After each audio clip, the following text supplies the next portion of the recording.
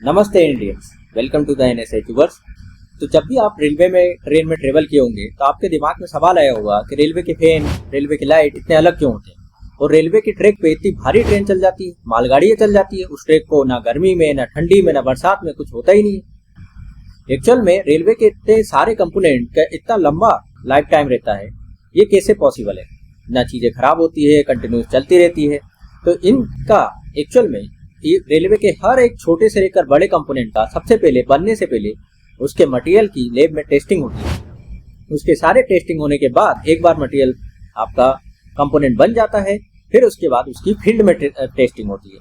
तो ये टेस्टिंग करता कौन है? तो ये टेस्टिंग करते हैं आरटीएस डिपार्टमेंट में काम करने वाले इंजीनियर्स। तो कहीं भी आप रेलवे प्रोजेक्ट बन रहे हो, चाहे कहीं मेट्रो ट्रेन बन रही हो, आपने मेट्रो देखा होगा, सबसे पहले ट्रैक बन जाता है, उसके बाद भी वो जनरल पब्लिक के लिए ओपन नहीं करते हैं। उसमें मेट्रो ट्रेन के ट्रायल चलते रहते हैं बहुत लंबे लंबे समय तक। सारे सेफ्टी प्रोटोकॉल जब एक बार क्लियर हो जाता है, और ये सेफ्टी प्रोटोकॉल क्लियर करते हैं आरटीएस डिपार्टमेंट वाले, उसके बाद जनरल पब्लिक के लिए इसे ओपन कर दिया जाता है। तो आज हम बात करने वाले हैं इंडियन रेलवे की सेफ्टी की बैकबोन कही जाने वाली आरटीएसओ डिपार्टमेंट के बारे में। आरटीएसओ पोस्ट कौन कौन सी होती है? तो आरआरबी जेईई एग्जाम निकालने के बाद आप अलग अलग पोस्ट पे जा सकते हैं।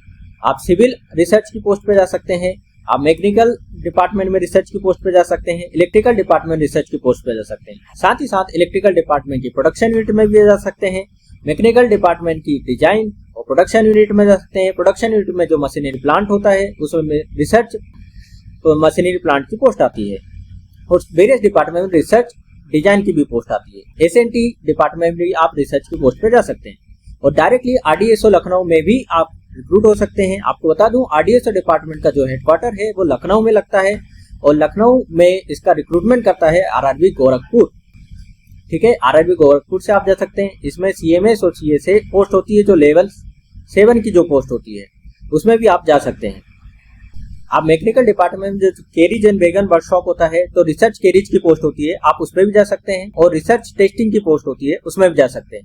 टेस्टिंग में आपको कहीं एक्सीडेंट वगैरह हो गया हो तो वहां पर जाके आपको टेस्ट वगैरह करना पड़ता है। अब हम बात करते हैं रिसर्च एंड डेवलपमेंट की जॉब प्रोफाइल के बारे में। तो आपको बता दूं, ये जनरली लैब वर्क है। ठीक है, ज़्यादातर आपका काम लैब में ही करना है, लेकिन आपको फील्ड पे भी जाना पड़ सकता है। जैसे कि कहीं रेलवे की दुर्घटना हो गई, कहीं एक्सीडेंट हो गया, तो आपको वहाँ जाना पड़ेगा, आपको सारी टेस्टिंग करनी पड़ेगी, सब कुछ का पता लगाना पड़ेगा इसका फेल्यूर के पीछे कौन है। तो रिसर्च एंड डेवलपमेंट डिपार्टमेंट ही पता करता है कि इसके फेल्यूर के पीछे का कारण क्या है।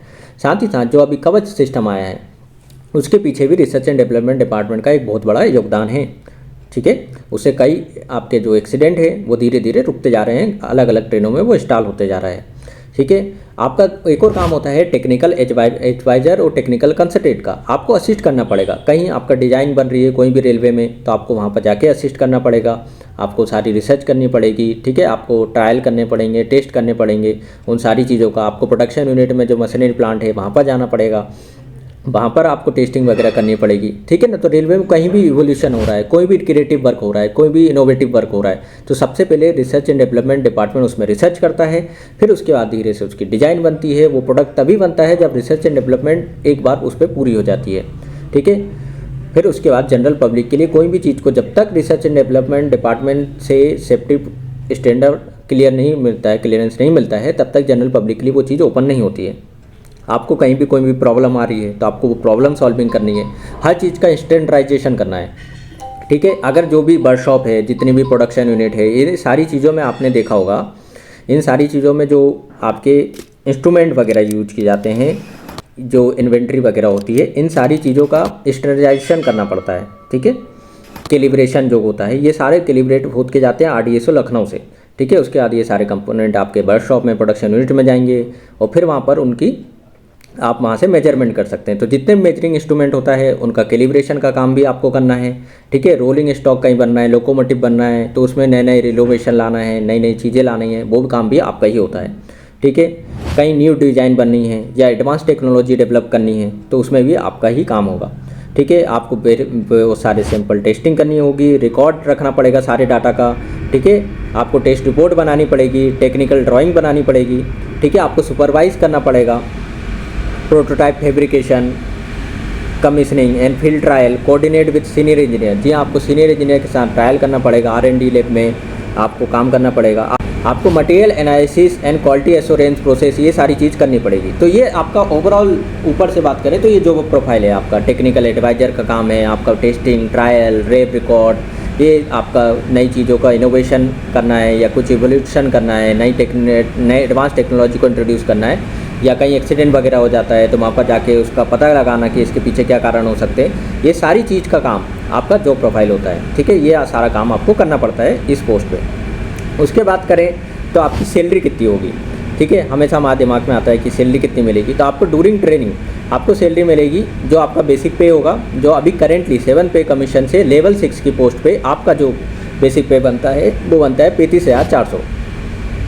और साथ ही साथ आपको बता दूं, आपका जो बेसिक पे के साथ आपको मिलता है डीएनएस अलाउंस, और जुलाई में डीएनएस अलाउंस है 58%। इस हिसाब से अभी आपकी सैलरी करंट में 35,400 इंटू 1.58 यानी कि 55,932 रुपीज़ होगी, यानी कि 56,000 आपकी अप्रॉक्सीमेटली सैलरी मिलेगी। ये ड्यूरिंग ट्रेनिंग है।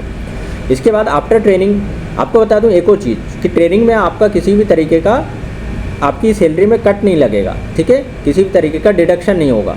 लेकिन जब आफ्टर ट्रेनिंग की बात करें तो आपको अलग से अलाउंस मिलेगी, लेकिन यहाँ पर एनपीएस और यूपीएस उनके हिसाब से अलग अलग जो उनका डिडक्शन होता है वो डिडक्शन स्टार्ट हो जाएगा, ठीक है।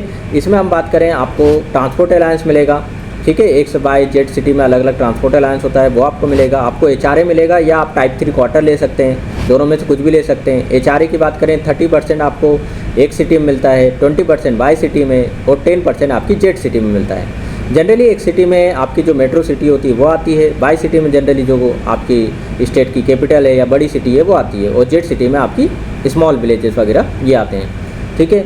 और आपका जो ट्रांसपोर्ट अलाउंस है वो अलग अलग सिटी के हिसाब से ही वो भी आपको मिलता है, ठीक है। अगर आपको कहीं भी इमरजेंसी आ जाती है या डेडलाइन आ जाती है तो आपको नाइट ड्यूटी मतलब शिफ्ट रोस्टर भी लग सकते हैं, ठीक है। 3 शिफ्ट में भी काम करना पड़ सकता है। जनरली तो आपका डे शिफ्ट होती है, आपके दिन में ही शिफ्ट होती है, लेकिन कभी डेडलाइन या इमरजेंसी काम में आपका 3 शिफ्ट लग सकता है। उसके लिए आपको एनडीए मिलता है, नाइट ड्यूटी अलाउंस, ठीक है। आप नाइट ड्यूटी अलाउंस मिलेगा, ठीक है। ये सिर्फ आपको करना पड़ता है। अब बात करते हैं कि इस पोस्ट पे आपको इंसेंटिव मिलेगा कि नहीं। तो इस पोस्ट पे आपको इंसेंटिव्स नहीं मिलते हैं, जो आपको वर्कशॉप में, प्रोडक्शन यूनिट में, मैकेनिकल और इलेक्ट्रिकल को इंसेंटिव्स मिलते हैं वो यहाँ पर नहीं मिलते हैं आरडीएसओ डिपार्टमेंट में। मेडिकल अलाउंस की बात करें तो यहाँ आपको मेडिकल अलाउंस मिलेगा। आपको जैसे ही आप उम्मीद कार्ड बनवा लेंगे आपको मेडिकल अलाउंस के लिए आप एलिजिबल हो जाएंगे, ठीक है। जो भी रेलवे के हॉस्पिटल हैं उसमें तो आपको मिलेगा ही, और साथ में जो एफिलेटेड प्राइवेट हॉस्पिटल है उसमें भी आप मेडिकल फैसिलिटी का फ़ायदा उठा सकते हैं। मेडिकल अलाउंस में आप, आपकी वाइफ और आपके बच्चे और आप पे जो डिपेंडेंट है, ठीक है, आपकी अगर विडो मदर है तो उनको, या विडो सिस्टर है उनको, या आपके जो भाई बहन है जिनकी एज अगर 18 ईयर से कम है, ठीक है, उनको मिलेगा। एक्चुअल में सिस्टर का तो ये होता है जब तक शादी ना हो तब तक आपको वो डिपेंडेंट हो सकती है, ठीक है। आपकी लोकेशन और पोस्टिंग की बात करते हैं। आपकी लोकेशन क्या हो सकती है, तो आपकी जोनल हेडक्वार्टर्स में हो सकती है, जो जहाँ पर आरडीएसओ डिपार्टमेंट की जो होता है वहाँ पर हो सकती है। आरडीएसओ लखनऊ में आपकी होती है जब आप आरआरबी गोरखपुर से वहाँ के लिए फॉर्म भरते हैं, ठीक है। फिर आपका डिविजनल में आरएनडी डिपार्टमेंट होता है, वहाँ पर आपकी पोस्टिंग हो सकती है। जो प्रोडक्शन यूनिट में मशीनरी प्लांट होते हैं वहाँ पर आपकी हो सकती है। जो डिजाइन डिपार्टमेंट में रिसर्च की पोस्ट होती है वहाँ पर हो सकती है। आपकी प्रोडक्शन यूनिट, वर्कशॉप, जहाँ पर भी रिसर्च की पोस्ट होती है वहाँ पर आपकी पोस्टिंग हो सकती है। आपकी बात करें कि ड्यूटी आवर क्या होगा, तो जनरली 9 to 5 या 10 to 6 होता है, लेकिन इमरजेंसी या उस टाइम पे आपका नाइट शिफ्ट वगैरह भी हो सकती है। अलग अलग जोन में अलग अलग ड्यूटी आवर्स होता है जनरली तौर पे, ठीक है। फिर आपकी बात करें वर्किंग डेज़ की बात करें तो अगर आप किसी हेडक्वार्टर्स वगैरह में आपकी जॉब लगेगी तो वर्किंग डेज़ 5 डेज़ होगा, और वही प्रोडक्शन यूनिट वगैरह में अगर कैरिजन वैगन वगैरह में आपकी जॉब लगती है तो वहाँ पर 5 + ½ डेज़, ठीक है, ये आपका वर्किंग डेज़ होंगे, ठीक है। अगर हम बात करें इसमें चिल्ड्रन, हाँ, इसमें चिल्ड्रन अलाउंस भी मिलता है। आपके 2 बच्चों को चिल्ड्रन अलाउंस मिलेगा। अगर आपके तीसरा बच्चा होगा तो उसको चिल्ड्रन अलाउंस नहीं मिलेगा, 2 बच्चों को मिलता है। अभी जनरली चल रहा है 34,000 पर ईयर पर चिल्ड्रन आपका मिलता है, ठीक है। उसके बाद हॉस्टल वगैरह में अगर उनको डालते हैं, हायर स्टूडेंट डालते हैं तो उनके भी अलग अलग अलाउंस होते हैं, वो आपको मिलते हैं, ठीक है। इसका प्रमोशन एंड करियर प्रोग्रेशन की अगर बात करें तो आपका आरडीएसओ डिपार्टमेंट जनरली रेलवे में यही देखा जाता है कि जो ओपन लाइन की पोस्ट होती है उसमें प्रमोशन बहुत तेज़ होता है, लेकिन जो आपकी लेब या जो ऑफिस वाले जॉब होती है उनमें प्रमोशन स्लो होता है। तो आरडीएसओ डिपार्टमेंट भी आपका प्रमोशन स्लो होगा। ठीक है, आप लगभग 3 से लेकर 5-6 साल में आप सीनियर सेक्शन इंजीनियर बन जाएंगे। तो आप जूनियर इंजीनियर से सबसे पहले आपका प्रमोशन सीनियर सेक्शन इंजीनियर होगा। इसके लिए आपको किसी भी तरीके का कोई भी डिपार्टमेंटल एग्जाम नहीं देना पड़ेगा। लेकिन अगर आप इससे ज़्यादा हायर अथॉरिटी पर जाना चाहते हैं, यानी कि असिस्टेंट डिविजनल इंजीनियर बनना चाहते हैं, डिविजनल इंजीनियर बनना चाहते हैं, सीनियर डिविजनल इंजीनियर या उससे ऊपर की पोस्ट पर जाना चाहते हैं, तो आपको क्या करना पड़ेगा, जब आप जेईई या एसएससी होंगे, आप कि जब अप टू 5 ईयर कंप्लीट हो जाएंगे तो आप एलडीसी एग्जाम होता है, डिपार्टमेंटल एग्जाम इसे बोलते हैं, इसको क्रैक करके आप हायर पोस्ट पे भी जा सकते हैं, ग्रुप बी की पोस्ट पे, ठीक है, जो गेजेटेड पोस्ट होती है। आपको बता दूं, आप बिना एग्ज़ाम क्लियर करे आप इनका प्रमोशन नहीं हो सकता, लेकिन आप जेईई टू एसएससी रहेंगे, आप अगर ये एग्ज़ाम क्लियर नहीं भी कर पाते हैं तो आप 5400 ग्रेड पे तक आप जा सकते हैं, ठीक है। अब नया जो रेलवे का रूल आया है उसमें जेईई का जो प्रमोशन होता है वो अप टू 5400 ग्रेड पे बिना किसी डिपार्टमेंट एग्जाम के हो सकता है, ठीक है। तो प्रमोशन तो आप धीरे धीरे होगा, लेकिन अगर आप 5 साल बाद डिपार्टमेंट एग्जाम निकाल देंगे तो आप डायरेक्टली ग्रुप बी की पोस्ट पे जा सकते हैं, जो अच्छा रहेगा आपके लिए। तो इसमें जो प्रमोशन है वो थोड़ा स्लो है, ये वाली प्रॉब्लम है, बाकी जॉब बहुत शानदार है, ठीक है। इसकी ट्रेनिंग की बात करें तो मैं ट्रेनिंग के लिए जो आरआरबी जेईई का ट्रेनिंग का वीडियो बना दिया हूँ, वही ट्रेनिंग यहाँ पर होती है। 52 वीक्स की ट्रेनिंग होती है, फील्ड ट्रेनिंग भी होती है, आपकी क्लासरूम ट्रेनिंग भी होती है। उसमें मैंने डिटेल बताया था कि कैसे कैसे क्या क्या आपका कब कब कितने टाइम पे क्या होता है। फिर ट्रेनिंग जैसी कंप्लीट होती है, आपके वहाँ पर प्रोजेक्ट वगैरह देंगे, उनको प्रोजेक्ट वगैरह करना पड़ेगा, ठीक है। फिर आपका लास्ट में इंटरव्यू वगैरह होता है, ठीक है। वो इंटरव्यू वगैरह निकल गया, फिर आपकी पोस्टिंग हो जाती है जनरली, ठीक है। अब हम बात करते हैं मेडिकल स्टैंडर्ड क्या रिक्वायर्ड है आपको रिसर्च एंड डेवलपमेंट पोस्ट के लिए। तो ये आप नोटिफिकेशन देख सकते हैं, आरआरबी जेईई का जो 2024 का नोटिफिकेशन है, उसमें जो लेवल 7 पे आपका रिसर्च एंड डेवलपमेंट की जो पोस्ट आई थी, ठीक है। ये सब डिपार्टमेंट में एक्चुअल इसका मेन डिपार्टमेंट मैकेनिकल डिपार्टमेंट है। इसमें केमिकल सुपरवाइजर जिसे हम केमिकल रिसर्च और मेडिकल सुपरवाइजर मेडिकल रिसर्च, इन दोनों में जो मेडिकल स्टैंडर्ड मांगा गया है वो B1 मांगा गया है, ठीक है। उसके बाद इलेक्ट्रिकल में जो मर्ज पोस्ट आई थी design drawing and production unit R&D, इसमें C1 आपका मेडिकल कैटेगरी माना गया है, ठीक है। तो यहाँ पर B1 था, यहाँ पर C1 हो गया, ठीक है। फिर जो आपका इंडिविजुअल जो R&D की पोस्ट आई है उसमें आप देखेंगे तो B2 मेडिकल स्टैंडर्ड मांगा गया है इस पोस्ट पे, ठीक है। जो आपका इंजीनियरिंग डिपार्टमेंट है ये आपका लेवल 6 की पोस्ट लग गई है, ठीक है। ये सब लेवल 6 की पोस्ट है। तो ये आपका इंजीनियरिंग डिपार्टमेंट में सिविल में जो वर्क्स एंड रिसर्च की पोस्ट है उस पर B1 मांगा गया है, ठीक है। जो आपका इंजीनियरिंग डिपार्टमेंट है उसमें जो R&D की पोस्ट है इंडिविजुअल, उसमें B2 मांगा गया है। तो आप देख रहे हैं कि अलग अलग मेडिकल स्टैंडर्ड मांगे गए, ठीक है। किसी पोस्ट पे B1 है, किसी पे आप देखेंगे B2 है, ठीक है। फिर आप देखेंगे जो मैकेनिकल डिपार्टमेंट है उसमें जो कैरिजन वैगन वाला है, ये जो मैकेनिकल डिपार्टमेंट है इसमें आपका B1 मांगा गया है। और जो आपका फिर आप देखें नीचे यहाँ पर आपको जो SNT डिपार्टमेंट है इसमें आपको B1 मेडिकल स्टैंडर्ड मांगा गया है। तो अलग अलग डिपार्टमेंट में किसी में B1 किसी में B2 ऐसे मेडिकल स्टैंडर्ड मांगे गए हैं, ठीक है। यहाँ पर अलग अलग पोस्ट पे अलग अलग जगह पे जहाँ पे जॉब लग रही है वो उसके हिसाब से इन्होंने अलग अलग मेडिकल स्टैंडर्ड रखे हुए हैं, ठीक है। तो लगभग आपके सारे डाउट क्लियर हो जाएंगे। अब आपके दिमाग में ये डाउट आना चाहिए कि RDSO क्या होता है। तो RDSO होता है research design and standard organization. Actual में ये रिसर्च ऑर्गेनाइजेशन है, इसका हेडक्वार्टर लखनऊ में है, ठीक है। आप कहीं भी जॉब कर रहे हो, आप प्रोडक्शन यूनिट में किसी भी जोन में हो, आप किसी डिवीजन में हो, किसी भी स्टेट में हो, आपका जो मेन हेडक्वार्टर होगा RDSO वो होगा लखनऊ में, ठीक है। तो ये एक रिसर्च ऑर्गेनाइजेशन है, रेलवे की एक तरीके के सेफ्टी की बैकबोन है। अगर रेलवे में कहीं भी दुर्घटना से लेकर कोई भी चीज़ होती है तो रिसर्च एंड डेवलपमेंट डिपार्टमेंट आपके जाके उसको क्लियरेंस देता है, उसमें पता लगाता है कि वो क्या प्रॉब्लम थी, वो प्रॉब्लम सॉल्विंग का काम करता है। तो रिसर्च एंड डेवलपमेंट पोस्ट हमारे रेलवे के लिए बेहद इंपॉर्टेंट है। हमारी पब्लिक की सेफ्टी हो या किसी भी सेफ्टी की बात करें तो हमारी जब तक आप किसी भी चीज़ में सेफ महसूस नहीं करेंगे आप उसमें ट्रेवल नहीं करेंगे। आज रेलवे में इतने लोग ट्रेवल करते हैं, आप पर डेली 2.25 करोड़ लोग इंडियंस ट्रेवल करते हैं। वो इसलिए करते हैं कि उसमें सेफ्टी का ध्यान रखा जाता है रेलवे में। तो सेफ्टी के लिए RDSO डिपार्टमेंट का बहुत बड़ा योगदान है।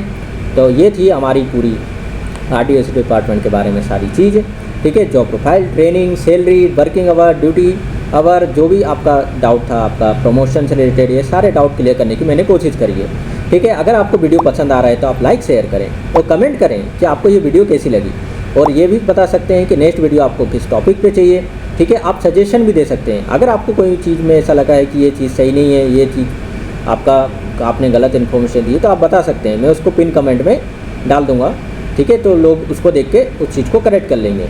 ठीक है, अगर आपको वीडियो पसंद आ रही है, आपको चैनल पे सारे वीडियो अच्छे लग रहे हैं, तो आप चैनल को सब्सक्राइब करिए। ठीक है, और आप डिफरेंट सोशल मीडिया प्लेटफॉर्म पे मुझसे कनेक्ट हो सकते हैं, व्हाट्सएप, टेलीग्राम और इंस्टाग्राम। आपको करना क्या है, आपको बस सर्च करना है NS एजुवर्स और आपको इस चैनल का लोगो दिख जाएगा। आप उस पर फॉलो कर लीजिए, आप मुझसे कनेक्ट हो जाएंगे। ठीक है, thank you for watching this video. मिलते हैं नेक्स्ट वीडियो में, तब तक एंजॉय करिए। Like, share and subscribe NS Achievers.